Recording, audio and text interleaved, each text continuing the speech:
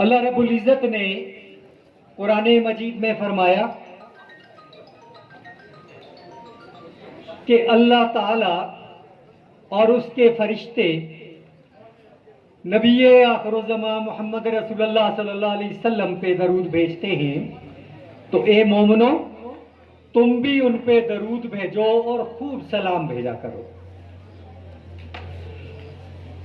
عزیز طلبہ، اللہ رب العزت نے یہ جو کائنات پیدا کی ہے، ارض و سما، زمین و آسمان اور جو کچھ اس کے بیچ میں ہے، اس سب کو انسان کے لیے پیدا کیا۔ اس زمین کے اندر جتنی جمادات ہیں، جتنی نباتات ہیں، جتنے حیوانات ہیں، ان سب کا کام انسان کی خدمت کرنا ہے۔ اور یہ ساری چیزوں کو پیدا کر کے اللہ رب العزت نے انسان پہ کوئی بھی احسان نہیں جتلایا۔ یہ نہیں فرمایا کہ میں نے اس زمین اور اس کے سارے خزانے تمہارے لیے پیدا کر دیے۔ یہ نہیں فرمایا کہ اس زمین سے نکلنے والی نباتات جو آپ کی خوراک کی ضرورت کو پورا کرتی ہے، میں نے آپ پہ احسان کیا۔ یہ نہیں فرمایا کہ میں نے آپ کو صحت عطا کی، سلامتی عطا کی، آپ پہ احسان کیا۔ یہ نہیں فرمایا کہ یہ چلنے والے جتنے جانور اس کائنات کے اندر ہیں، جن سے تم فائدے اٹھاتے ہو، میں نے یہ سب تمہیں دے کے تم پہ احسان کیا۔ صرف ایک چیز پہ اللہ رب العزت نے احسان جتلایا، اور وہ کیا تھا؟ لَقَدْ مَنَّ اللَّهَ عَلَى الْمُؤْمِنِينَ إِذْ بَعَثَ فِيهِمْ رَسُولًا۔ اللہ نے مومنوں پہ احسان کیا ہے۔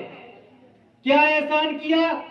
اِذْ بَعَثَ فِيهِمْ رَسُولًا، کہ ان میں وہ رسول پیدا فرما دیا جو کیا کرتے ہیں جی؟ یتلو علیہم آیاتہ ویزکیہم ویعلمہم الکتابہ، کہ یہ پیغمبر آخر الزماں کو میں نے تم میں پیدا کر کے میں نے تم پہ احسان کر دیا ہے۔ اور وہ احسان کیا کیا ہے؟ وہ احسان یہ کیا ہے کہ یہ تم پہ میری آیات کو پڑھتے ہیں، یہ تمہیں کتاب کی تعلیم دیتے ہیں، یہ تمہیں حکمت کی تعلیم دیتے ہیں۔ اور عزت طلبہ، اس کے اندر ایک اللہ رب العزت نے یہ پیغام دیا ہے کہ اگر کوئی یہ سمجھتا ہے کہ قرآن مجید سے براہ راست علم حاصل کر کے، قرآن مجید کو براہ راست پڑھ کے وہ اللہ رب العزت کی معرفت حاصل کر سکتا ہے، تو وہ بالکل غلط کہہ رہا ہے۔ اگر کوئی یہ سمجھتا ہے کہ وہ براہ راست اللہ تعالیٰ سے رابطہ کر سکتا ہے، تو وہ بالکل غلط کہہ رہا ہے۔ اللہ تعالیٰ تک پہنچنے کے لیے، اللہ رب العزت کی معرفت حاصل کرنے کے لیے، اللہ رب العزت کا قرب حاصل کرنے کے لیے ایک ہی راستہ ہے، ایک ہی طریقہ ہے، ایک ہی عمل ہے، اور وہ یہ ہے کہ ہم محمد عربی صلی اللہ علیہ وسلم کے بتائے ہوئے راستے پہ چلیں۔ وہ طریقہ جو محمد عربی نے ہمیں بتایا، وہ راستہ جو محمد رسول اللہ صلی اللہ علیہ وسلم نے ہمیں بتایا، جب تک ہم اس راستے پہ نہیں چلیں گے، جب تک ہم اس طریقے کو نہیں اپنائیں گے، جب تک ہم وہ علم حاصل نہیں کریں گے، جب تک ہم اس پہ عمل نہیں کریں گے، اس وقت تک ہم صحیح راستے پہ نہیں چل سکتے، اس وقت تک ہم اللہ کی معرفت حاصل نہیں کر سکتے، اور جب تک ہم اللہ کی معرفت حاصل نہیں کر سکتے، ہم صراط مستقیم پہ نہیں چل سکتے۔ صراط مستقیم پہ اگر تمہیں چلنا ہے تو تمہیں اللہ رب العزت کی کتاب کے ساتھ ساتھ محمد عربی صلی اللہ علیہ وسلم کی تعلیمات پہ بھی عمل کرنا ہوگا۔ جب تک تم اس پہ عمل نہیں کرو گے، تم راہ ہدایت نہیں پا سکتے۔ تو عزیز طلبہ، آج اسی محفل میں جو باتیں آپ کو بتائی گئی وہ یہی تھی کہ یہ بات ذہن سے نکال دیں کہ محمد عربی صلی اللہ علیہ وسلم کی تعلیمات کے بغیر آپ راہ ہدایت پا سکتے ہیں، آپ صراط مستقیم کو حاصل کر سکتے ہیں، آپ اللہ کا قرب حاصل کر سکتے ہیں۔